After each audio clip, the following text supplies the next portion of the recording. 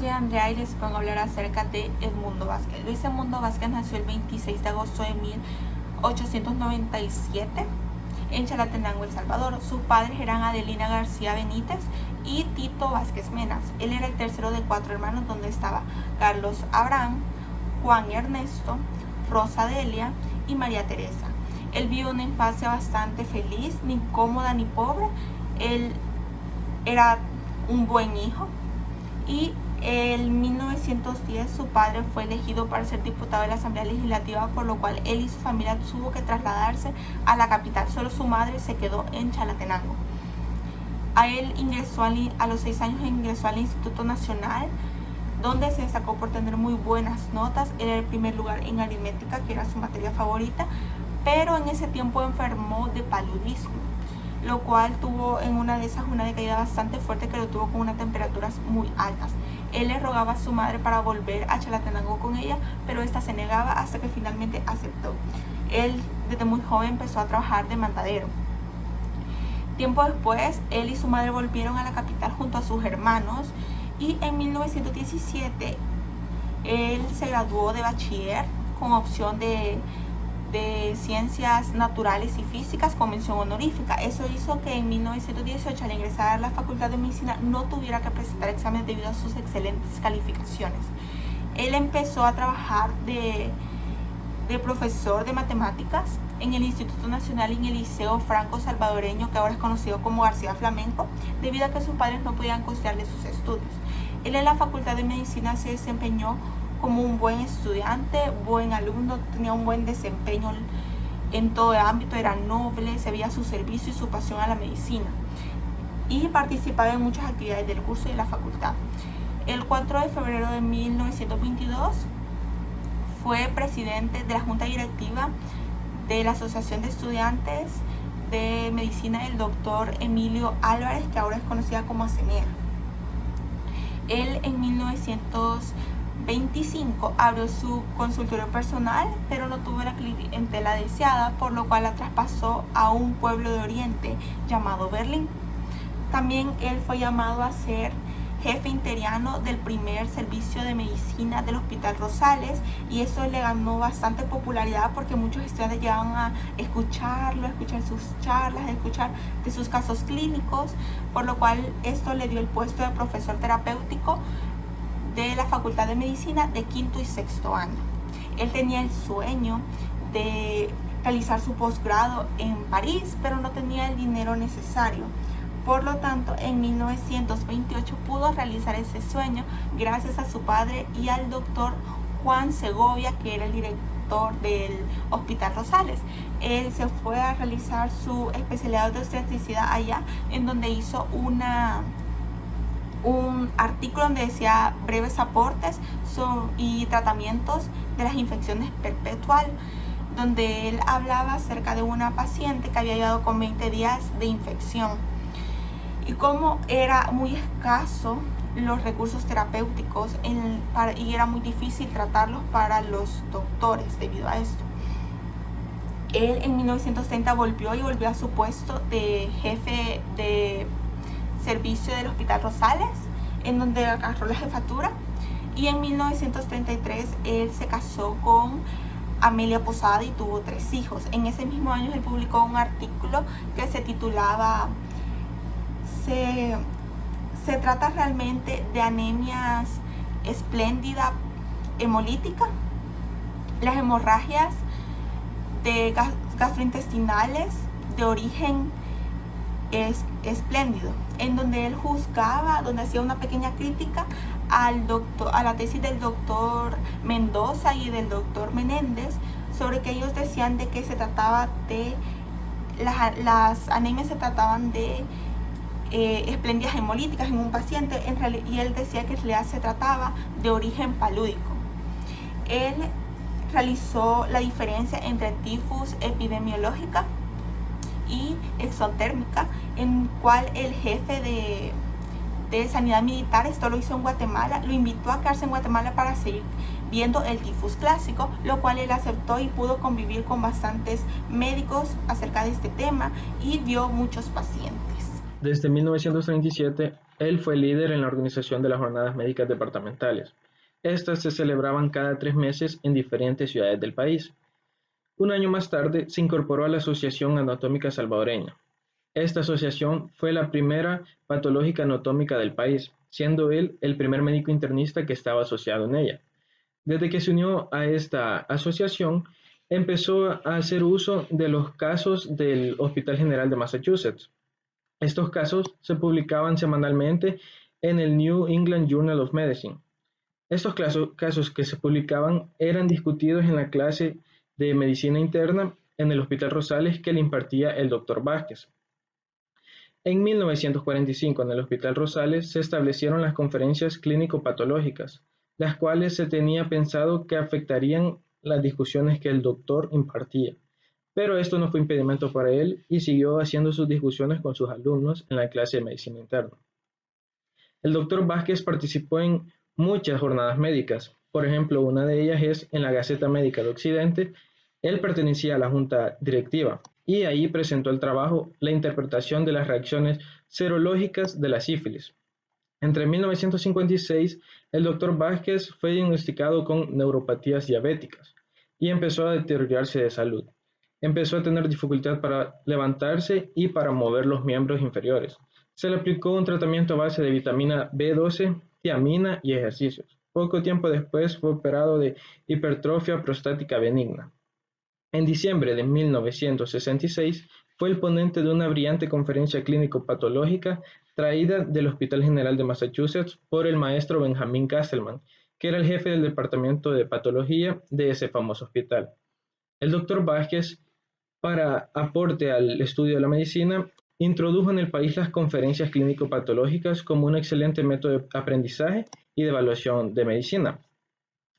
En 1964, el doctor Vázquez presentó el trabajo Miocarditis sifilítica gomosa y en 1970 publicó el volumen de su obra Conferencias anatomoclínicas y un artículo titulado Archivos del Colegio Médico de El Salvador.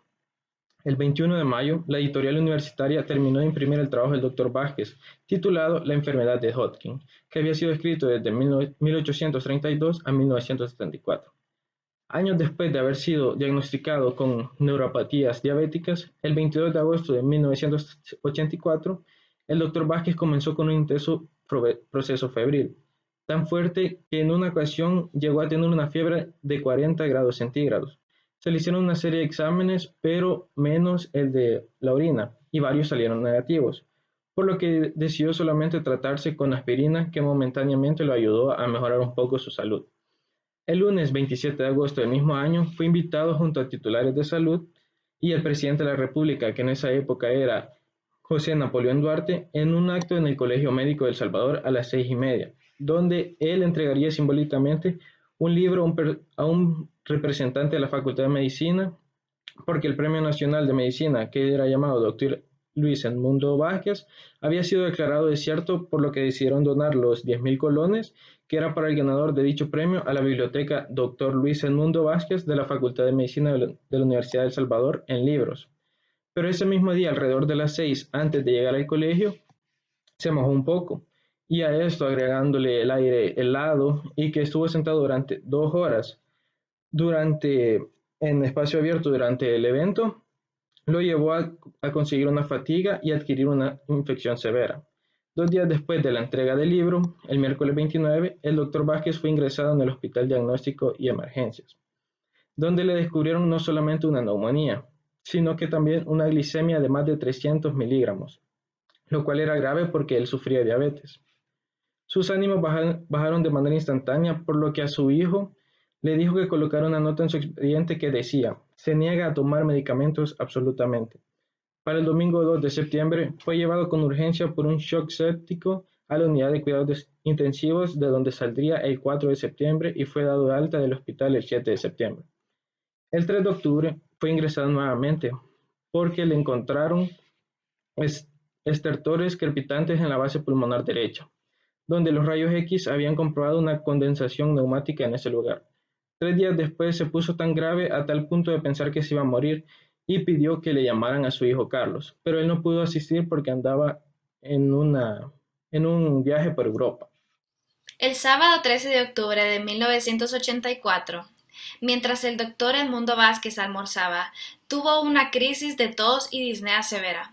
Incluso se puso cianótico y tuvieron que llevarlo a la unidad de cuidados intensivos, donde no solamente le realizaron una broncoscopía, sino también una limpieza bronquial. Y gracias a Dios, luego de esto, su salud mejoró rápidamente y logró salir del hospital un 20 de octubre. Pero después de esto, le comenzaron diferentes dificultades para oír, ya que era un efecto secundario de un medicamento que él estaba tomando, que era el Amiquín. Por lo que un 26 de octubre lo llevaron a una clínica, que era la clínica del doctor Ricardo Vides Lemos, para que pudieran ver de qué manera ellos podían probar diferentes aparatos de sordera para que el doctor pudiera escuchar mejor. 7 días después, y muchos aparatos probados, ninguno de ellos le dio resultado, porque el doctor seguía tomando el medicamento Amiquín y al doctor. Y es por eso que él se cansó de los medicamentos e incluso le dijo a su hijo de que él ya no los iba a estar tomando, que solamente iba a tomar la aspirina, que era un medicamento que había tomado durante casi varios años. El 24 de noviembre de ese mismo año, el doctor Edmundo Vázquez se encontraba con una gran dificultad respiratoria y también tenía cianosis de boca y de manos. Pero cuando lo llegaron a traer para llevarlo al hospital, él casi ni respiraba, por lo que lo llevaron directamente a la unidad de cuidados intensivos. Por la tarde de ese día ya había mejorado mucho y así pasó la noche muy bien. Pero el 25 de noviembre, un día después, su salud volvió a complicarse y al mediodía ya se encontraba inconsciente. En el transcurso del día empezó a decaer su presión arterial, se le debilitaba el pulso y el monitor mostraba cómo se modificaba el trazo electrocardiográfico produciendo una sistolia. Y aproximadamente a las 10 p.m. del 25 de noviembre de 1984, el doctor Edmundo Vázquez muere. Fue un día bastante triste para el pueblo salvadoreño, por lo que el gobierno de la República le rendiría un homenaje por ser un gran ejemplo de vida para muchas generaciones, declarándolo como Día de Duelo Nacional por la Asamblea Legislativa. El doctor Luis Edmundo Vázquez tuvo diferentes reconocimientos y premios a lo largo de su vida y también post-mortem. El primero de ellos fue el 22 de abril de 1972 en el Hospital San Juan de Dios de San Miguel, que se le otorgó un diploma de honor por su labor docente en Chalatenango, que era su pueblo natal. Con la ayuda monetaria de Alemania, construyeron un hospital y en 1973 lo nombraron como Hospital Nacional Dr. Luis Edmundo Vázquez de Chalatenango, y este sirvió traer beneficios y prestar servicios a todas las personas del departamento, tal y como lo hacía el doctor. En 1974, el 4 de junio, la Universidad de El Salvador fundó su segunda biblioteca de la Facultad de Medicina e iba a ser nombrada en honor del doctor Luis Edmundo Vázquez. Otro de los premios que lo da el gobierno de El Salvador es el Premio Nacional de la Medicina Dr. Luis Edmundo Vázquez, que surgió un año antes de su muerte, en 1983, y este rindió como homenaje al doctor por haber sido un médico ilustre, tanto como en el ámbito ciudadano como en el ámbito profesional, por su labor de desarrollar la medicina en El Salvador, y además ser un excelente profesor en la Universidad de El Salvador. Este premio se entrega únicamente el 26 de agosto porque conmemora la fecha de nacimiento del doctor, y se otorga con la finalidad de poder estimular la capacidad creadora y la dedicación de todas aquellas personas que quieren desarrollar un avance en la ciencia médica. Durante toda su vida, el doctor demostró diferentes habilidades, tanto en la profesión médica como en la profesión docente, y es por eso que por todo lo que él realizó, la Universidad Dr. José Matías Delgado nombró a su Facultad de Ciencias de la Salud como Facultad de Ciencias de la Salud Dr. Luis Edmundo Vázquez, en reconocimiento por todo su trabajo realizado a lo largo de toda su vida. Y él siempre será recordado por muchos como el maestro, porque siempre les enseñaba a sus alumnos que era mucho mejor ser curanderos a ser médicos chambones.